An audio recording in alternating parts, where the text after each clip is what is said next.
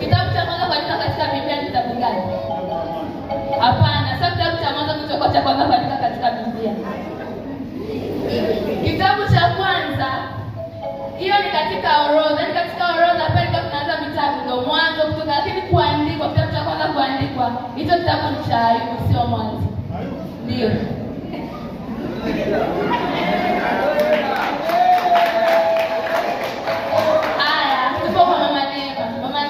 Swali ni hapa.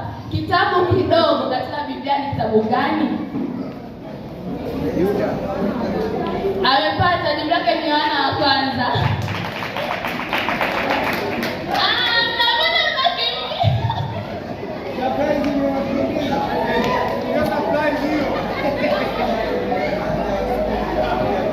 Basi kama nikimbia mimi nakufuata ulipo. Mimi nakufuata. Niliona